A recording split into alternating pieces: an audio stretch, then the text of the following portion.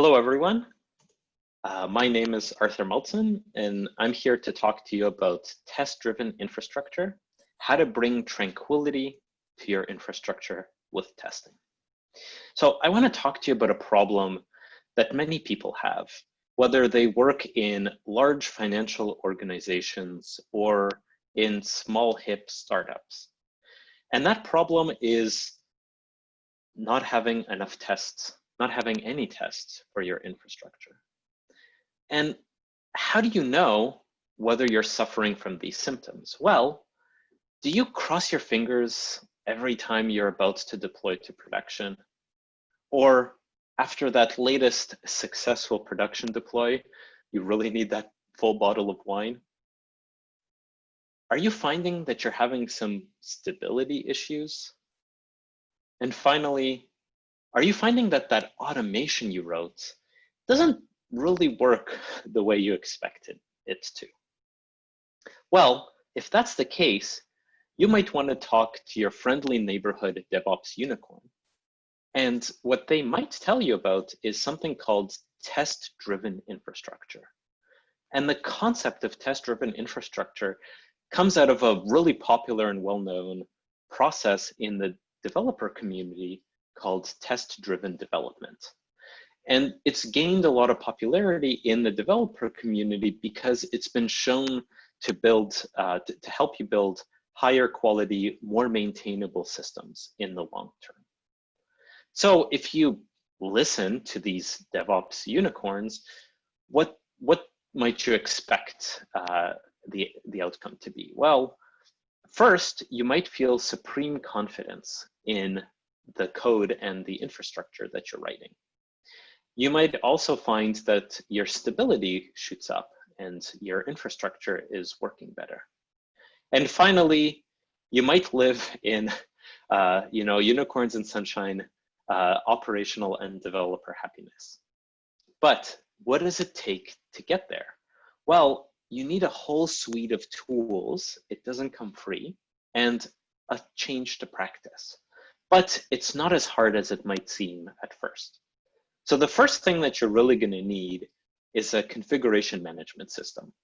We're going to talk about ChefConf, but ultimately these processes work with any configuration management system and even hand-rolled bash. But configuration management systems make it better because if I want to create some automation to say, create a Redis server, we run one command, chef generate cookbook to kind of make the cookbook out of from scratch. And then we just add a few lines to a couple of files and reuse a bunch of great work that the community has put together to install and configure Redis. And this is going to be the extent of really all we need to do from a provisioning perspective. And that's the power of using a configuration management system like Chef. But the real workforce of a test-driven infrastructure approach is actually Test Kitchen. And the way Test Kitchen works is Test Kitchen is actually a massively pluggable test runner. So if you happen to come from the dev world, you can think of things like Karma in the front-end space. It's basically a bunch of tooling that can run your infrastructure and your tests together. So Test Kitchen has a few concepts. The first one is something called a driver. So this is going to be the tool or the automation that you're going to use to actually spin up the infrastructure. And whether it's going to be Docker, Vagrant, or even AWS, Test Kitchen supports them all. Now, Test Kitchen needs to communicate to that infrastructure that starts up. So that's either SSH or even WinRM for Windows machines. It's going to need a provisioner, so something to turn that kind of empty OS into something that's functional. So in our case, we're going to use Chef, but Test Kitchen actually supports Ansible, Puppet, even Bash out of the box. And the next piece is we're going to want to actually run some kind of testing framework against the infrastructure that we've built and see, is it in the state that we expect it to be?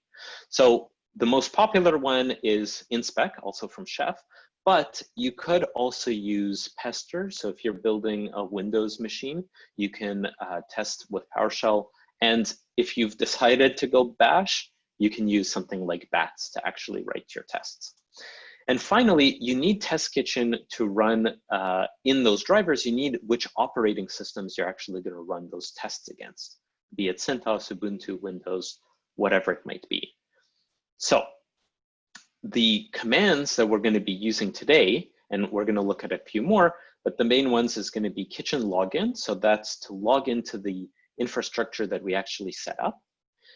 We're going to want to run a converge. So that's kind of the chef term. We want to run our provisioning code against that infrastructure, converge it into the state we want it to be in. And we're going to run a verifier, which is actually going to run the tests against that infrastructure. And the test that we're going to be writing is actually going to be using InSpec, the one that I mentioned earlier. InSpec is a really popular testing tool that's built on top of RSpec, which is a popular way of writing what are called behavior-driven tests in Ruby. And the reason they're usually pretty popular is because they actually have a very human-like syntax. So we can see here with something like checking if your service is listening on a specific port. I mean, it kind of looks just like English. You say describe port 514, and well, it should be listening, right? And its process should include syslog, right? It's a very English-like, easy to understand syntax. The other really interesting and powerful aspect of something like InSpec is this code will run either on CentOS, on Ubuntu, on even Windows. And under the hood, InSpec is figuring out how do I actually check and listen whether this, or check if this port is listening, right? It figures out the underlying nitty-gritty for you, and you kind of get to work with a higher level abstraction like this. Some of the other syntax for InSpec can include figuring out if the service is listening, right? So if we're provisioning a database, we expect it to start up and to keep running even on reboots. And again, InSpec will figure out for Windows, I need to do XYZ. For Linux, I can check either systemd or system5. It figures out how to do it. We can check if there's a user that's been created and what kind of permissions, what groups they belong to, etc. And finally, the command that's kind of the catch-all that gives us infinite flexibility is the command resource. And the command resource lets us execute any CLI command on the infrastructure under test. And then we can inspect certain properties like, well, does that command exist? And is its output what we expect it to be? Is the exit status what we want? So we can really kind of do anything we really want if that resource doesn't exist already in InSpec. And when we talked about drivers from Test Kitchen, the one that we were going to be demoing today is actually using Docker as that driver to let you run the tests locally in a Dockerized environment without having to start up VMs, but then also giving you that flexibility where it can run. And the way we're going to use Docker inside of Test Kitchen is to use the Dokken plugin that ships with ChefDK. And Dokken is one of two very popular ways of running Docker on Test Kitchen. The other one is called Kitchen Docker. But the power of Kitchen Dokken, especially when you're in the Chef ecosystem, is that it actually is purpose-built for Chef. It's based off of the Chef official Chef infra client Docker images. It has a lot of caching and optimization built in, especially if you're on a network that doesn't have the best download speeds. It actually works really great. Not a big change on my end, just because I have a pretty good connection. But if you're in a coffee shop, whenever we can go back to coffee shops, this is actually a really great tool. And as you can see, the changes to the kitchen YAML, and we'll actually go through them, aren't really that major. to start leveraging such a powerful tool. Over the years, the performance difference between something like Vagrant and Docker have come down. There's obviously been a lot of optimizations on the Vagrant end, and machines have gotten substantially faster. But I would argue you're still better off basing it on Docker because of the portability, whether it's running it on your local workstation or in a CI system, which we'll talk about a bit later. So that's all of the tooling we have in place, right? We have all our tooling, we're ready to go. How do we actually, what does that process look like to do test-driven infrastructure? So the way that we would do it is we start with a failing test, right? And so in the test-driven development process, we start with the failing test, we make that test pass, and then we perform any refactoring we want. And the beauty of this virtuous cycle for test-driven development is that once we have a passing test, we have that safety net to do refactoring, to make changes to the code with something to catch us if we do anything wrong. Personally, I'm not overly zealous about writing the failing test and then making it pass, or writing the code first and then writing the test, as long as they happen close together.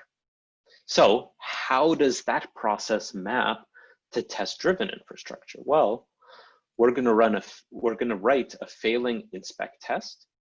We're going to make that test pass, and then we're going to do any refactoring. Now, Chef cookbooks are sometimes fairly simple and refactoring isn't needed, but again, it's really nice to have that safety net of tests so that if you do want to refactor or change something in the future, you can. All right, so this is all great, but how does this actually look like in action, right? How do we do test-driven with something like Chef and Test Kitchen? So let's jump into an actual test. And to show you how easy it is to get started, I'm actually going to create a brand new cookbook from scratch, and then we're going to write tests for it. So the first thing we need to do, is actually to generate a cookbook. And the way we're going to do that is we're going to do chef generate cookbook. And again, this is just using the built-in chef DK. And we're going to say test-driven Redis, right? So we're actually going to build something meaningful, something meaty by creating generate cookbook. Oops, I misspelled.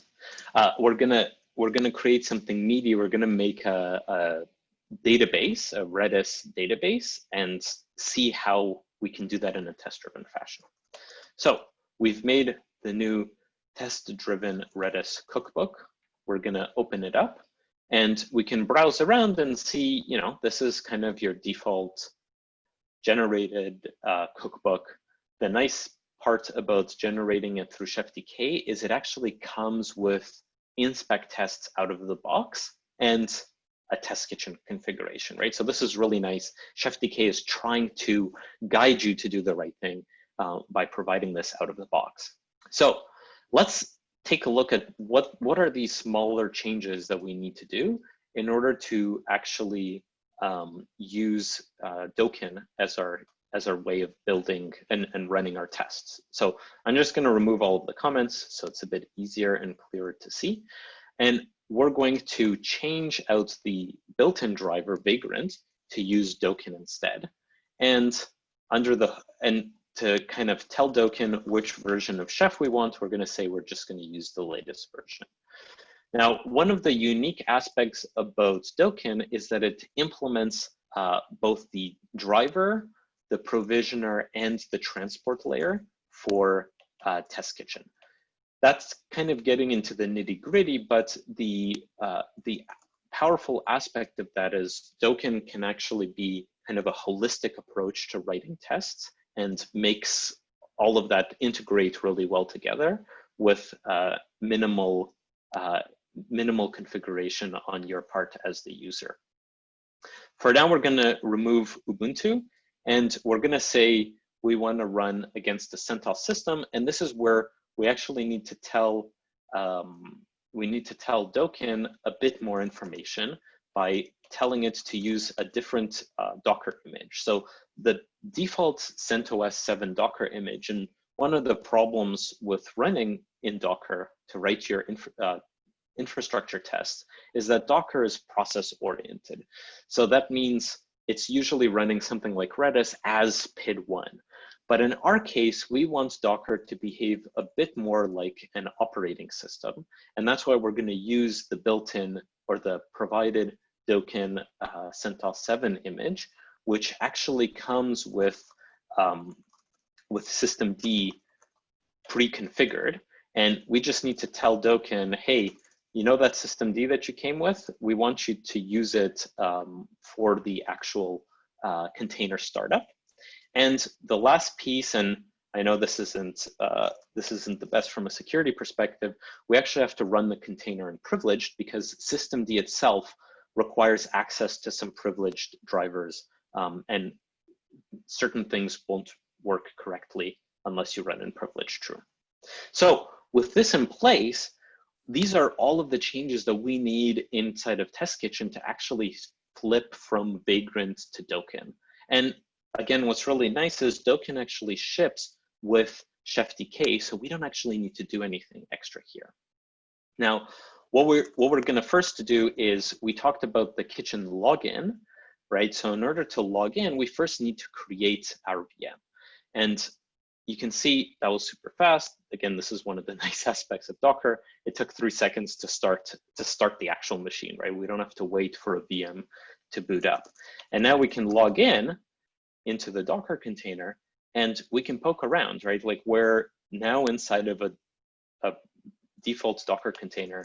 There's no Redis running or anything, right? We haven't actually done anything. But again, the nice part is this is a Docker container that we can just throw away and rebuild if we need to.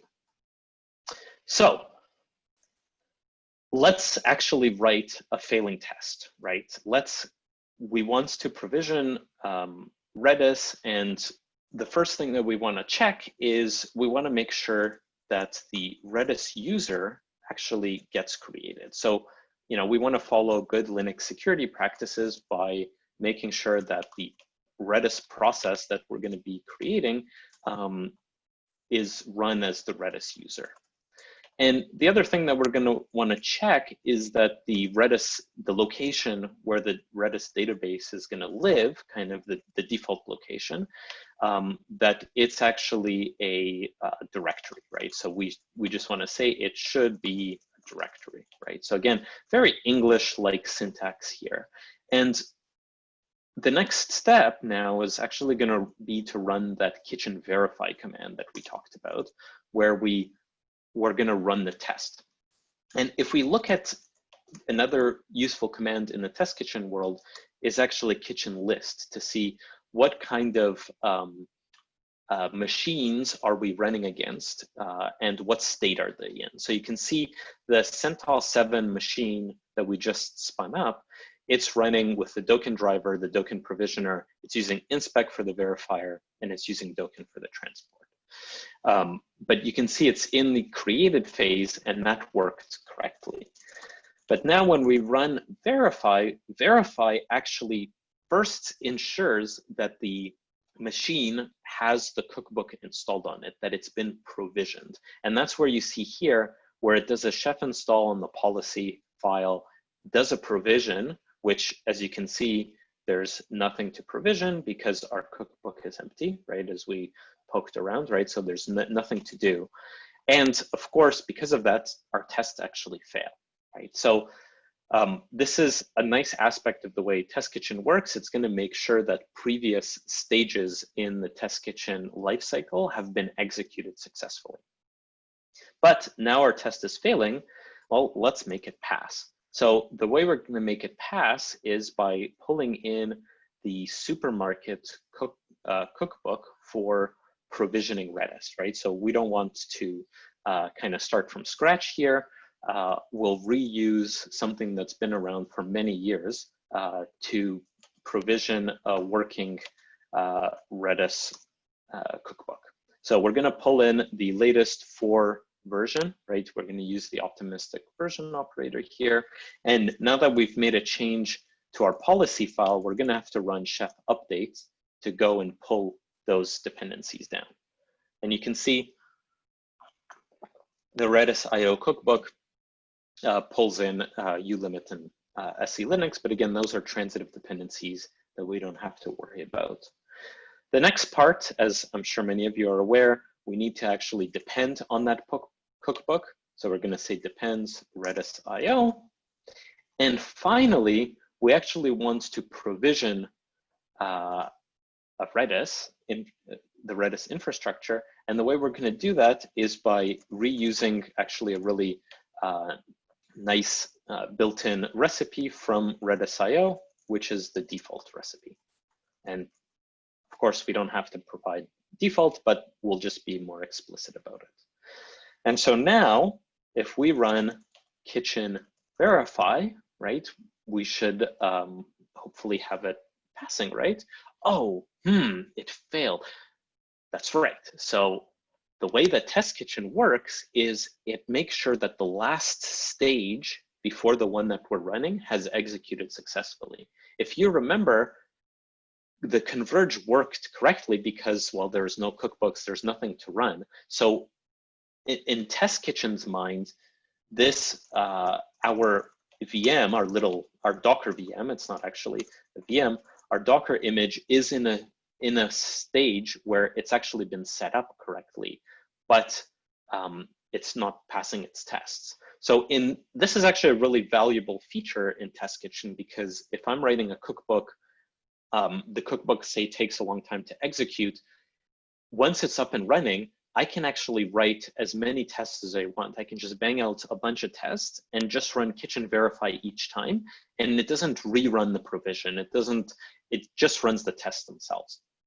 But in this case, where we've actually changed the cookbook, we want to tell kitchen, yes, I want you to converge because I've made a change to the infrastructure. Go ahead and make that change.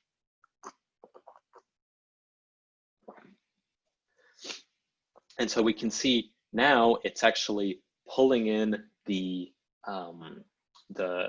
Redis IO cookbook. We've declared that dependency and included that recipe. And now it's actually going to go ahead and install Redis. The way this cookbook works under the hood is it installs Redis from scratch. So again, as we talked about, one of the nice aspects of using a configuration management system is it handles all of these things for you. And what it needs to first do is install kind of the prerequisites, which are all the build essentials, because it's going to compile Redis from source.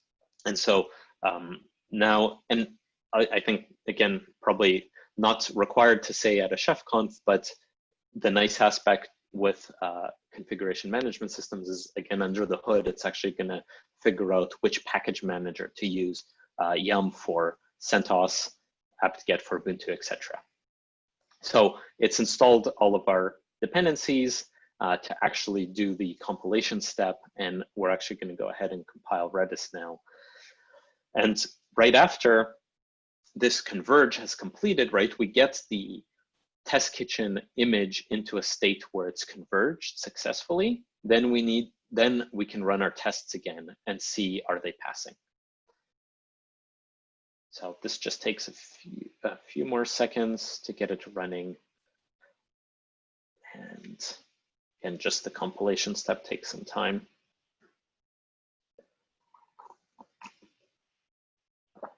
Take a quick sip.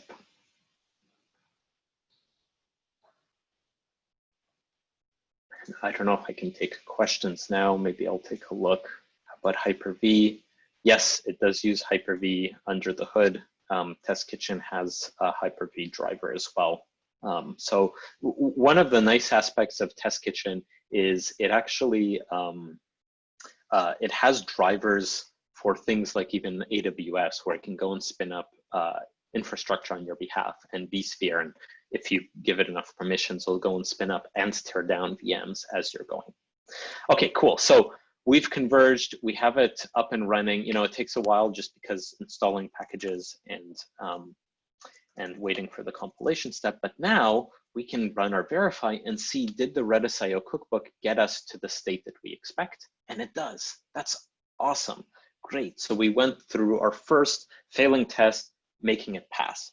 We don't need a refactor because this is simple enough, but let's look at, you know, let's see if the database itself is actually running, right? So the first thing that we want to do is we want to check if Redis is running on the default ports that Redis normally listens on. So port 6379. And again, that English-like syntax, we need to say, is it listening? Like it should be listening.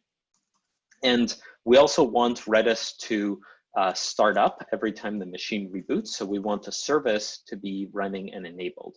And the way the Redis IO cookbook works is it actually defaults to naming the service with the port that Redis server is listening on. And that's to enable running more than one Redis on one machine, if that's what you need. And we want it to be enabled and we want it to be running, right? So we want it to be listening on 6379 and we want it to restart next time it fails. So we haven't actually changed any of the cookbooks. So now we can just run kitchen verify again and see, is the database up and running? And oh, it's not. Oh, that's right, because all we've done is we've installed Redis. We haven't actually had it start up. And this is just the way that the Redis IO cookbook works. But the nice part is they actually provide another recipe called enable, which has Redis start up. And again, we can test, is that the case, by running kitchen converge. Because if you remember, we've now changed the cookbook. We need to tell test kitchen, go ahead and run the cookbook again. And this is much faster because we already have Redis installed. And okay, it seems to have started it. So let's just run our test and see if that's actually the case. And demo gods are kind, so the tests are actually passing. And what's really nice is you can again check the state of the test kitchen run by doing list, and we can see that the last successful execution was that it got verified successfully. So the last test that we're going to write here is to make sure that, you know, it's a database. Can the database actually store data, and can we retrieve it again? So we're actually going to use that infinitely reusable command resource that we talked about, and we're going to use the built-in Redis CLI that comes with Redis to actually write a key that says ChefConf is awesome, and we're going to check that its exit status is 0, right? So we expect it to equal 0, and we want to then read that data back out of Redis by calling the Redis CLI again and saying get ChefConf, and we expect that to standard out, it's actually going to write the key that we stored, right? So it should match, sorry, excuse my typing, is awesome. And we're going to say end. So if we run again, if we run kitchen verify again, we should hopefully have a database that's up and running and that we can write data to. Awesome. So we just went through that whole red-green refactor lifecycle, but I have one more thing for you to see, and that's the fact that the way Test Kitchen works, it actually runs a permutation of the suites against the number of platforms that you have. And if tomorrow your CIO comes in and says she really wants you to start using Ubuntu now instead of CentOS, we can reuse the cookbook and all of the tests, but now against an Ubuntu image instead of a CentOS image. And again, we're using that built-in or the provided Dokken images. We need to say privilege true again because it's systemd, but you can see systemd is in a different location on Ubuntu. And now when we run kitchen verify, kitchen is actually going to go through that full life cycle for Ubuntu under the hood for us. So you can see one of the other nice aspects about Test Kitchen is it actually uses different colors for the different permutations. So you can see here, we use a blue or teal for CentOS and then a yellow for Ubuntu. And as you add more platforms, it's going to add different colors, which makes it easy to distinguish them. But you can see we started up, the container got created really fast. It's going to go through the same installation process of installing Ubuntu or installing Redis. And again, here it's installing from scratch. So again, it has to install the compilation tools. But you can see the nice aspect is, again, Chef under the hood is handling which package manager to use, right? So we haven't touched any of the actual code itself. All we've done is tweaked the kitchen YAML file to run against another infrastructure and another operating system. And this is really the power of something like Test Kitchen, where we can build up slow, like we start small, we build up our tests, and it gives us the ability to switch platforms, to test across many platforms. And many of the cookbooks that you see in supermarket actually do this for you. So they're testing their cookbook against many platforms on your behalf. But this gives you the ability to test your tweaks to those cookbooks across many platforms, or if you build your own cookbooks from scratch. So this is almost done, and we're going to jump back to slides and kind of talk about what else is left in this in the test-driven infrastructure kind of world.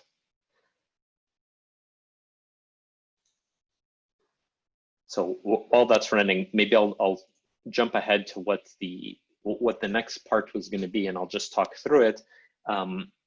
One of the things to keep in mind with test-driven infrastructure is if your cookbook does too much, it's going to take a long time for it to run, right? So you can see even here with something like doing a compilation step, that takes a while for it to run. But you can see it ran successfully. And again, we have a successful verification for both Ubuntu and for CentOS. So yeah, let's just talk about that. So we saw the full life cycle in motion from writing a failing test, making it pass. We haven't had to do the refactoring, but I guess you can call running it on Ubuntu as a refactor step. So as I was talking about, some of the things to keep in mind that make your tests a little slow is having too much in the cookbook that's happening.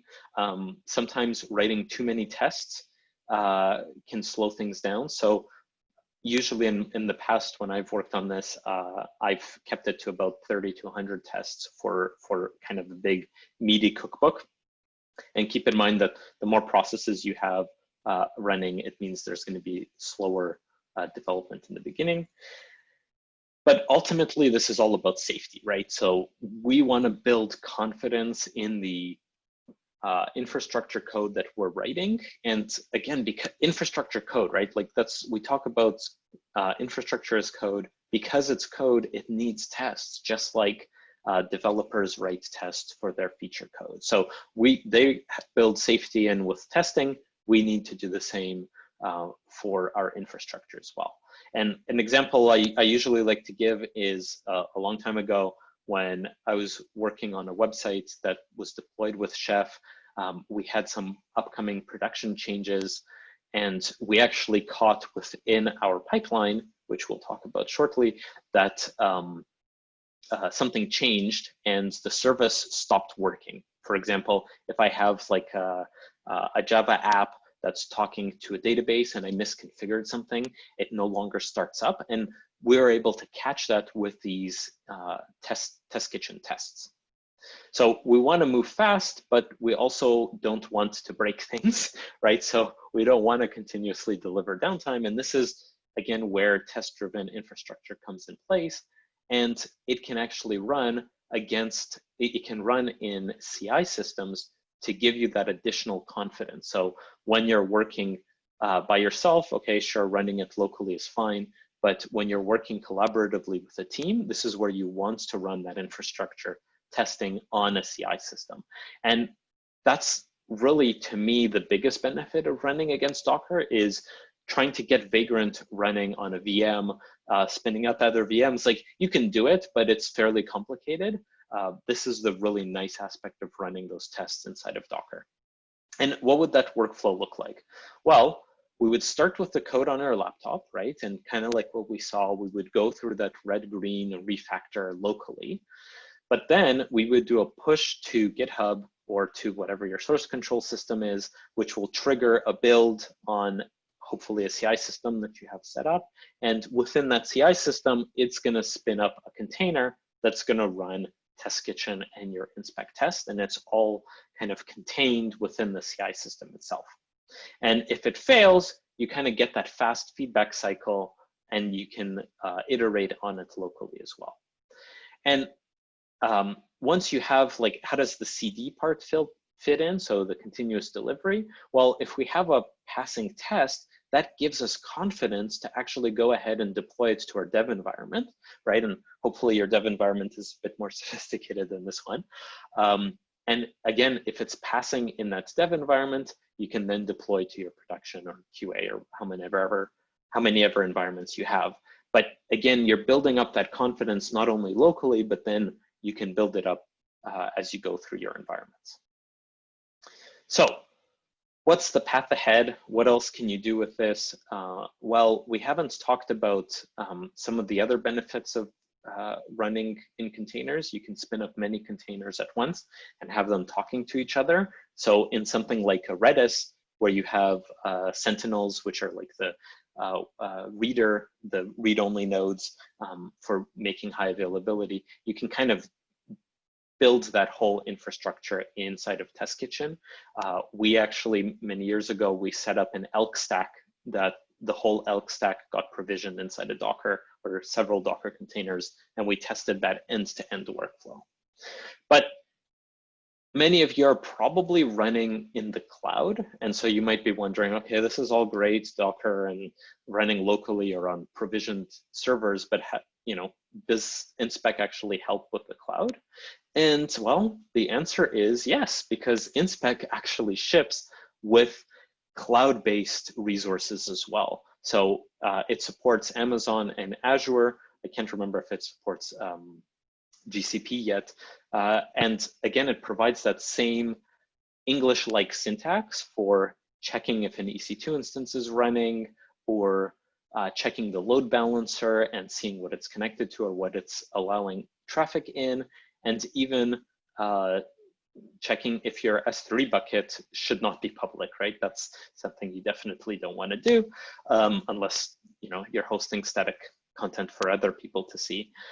And the really nice aspect is you can couple these InSpec tests with something like Kitchen Terraform, where you might be provisioning your infrastructure using Terraform, and you can run InSpec tests against it. So, I mean, mind blown, right? So if you take anything away from this talk, it's to please test your infrastructure and be a superhero. Thank you. My name is Arthur Maltson. I work for Capital One, 70% dev, 30% ops. You can find the slides here, and the TestDriven Redis code repository will be up there. I'll actually provide a link to like a diff between starting with an empty cookbook to actually getting it all running like this, and what are, with each step being a separate commit, so you can kind of follow it along. And more resources for Test Kitchen itself, InSpec, Kitchen Dokken, and Kitchen Terraform. Thank you.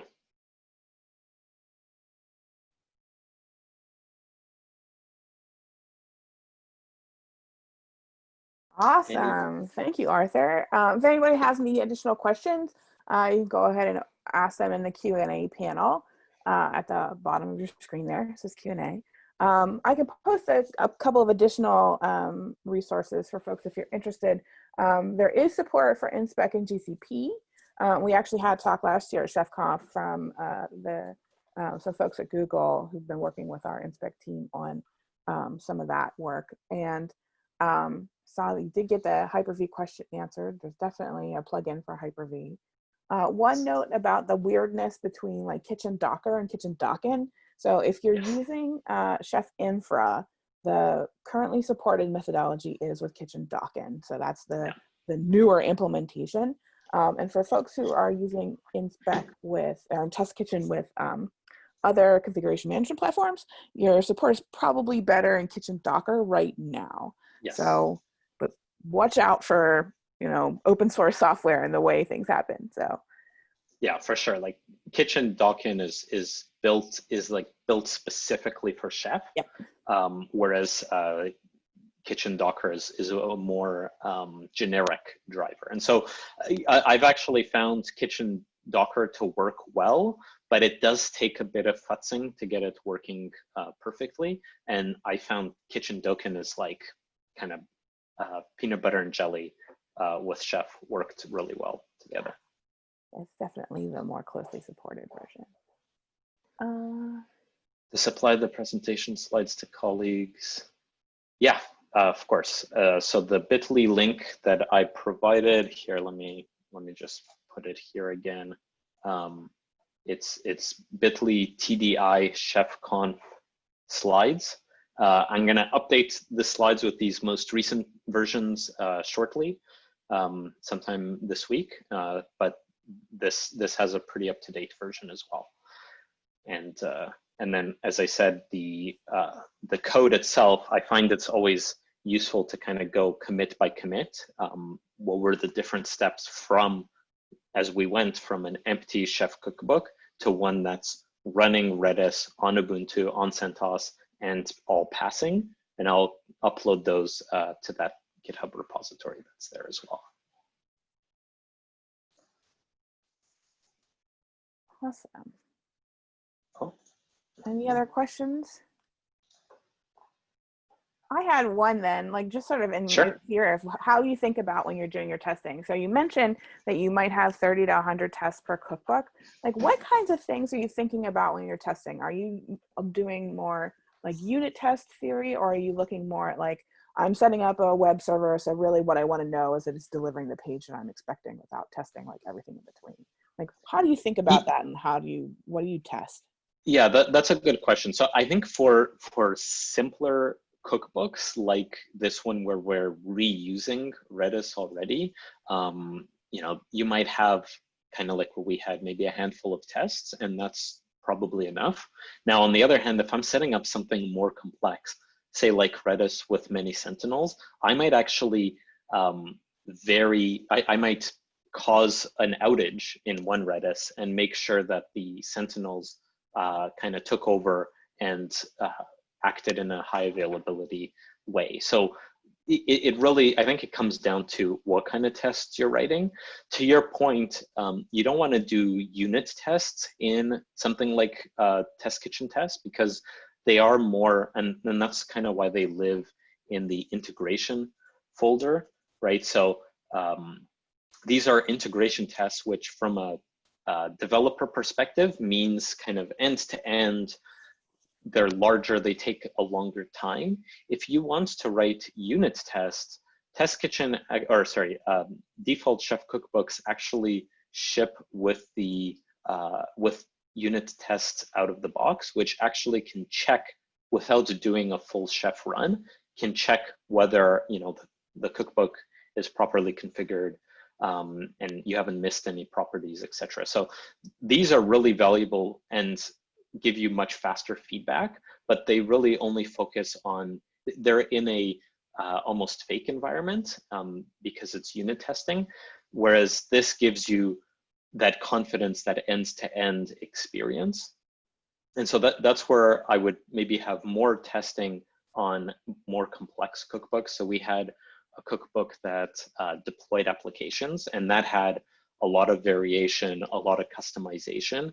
And I wanted to make sure that each one of those customizations didn't break the actual deployed applications. So there was a lot more testing there.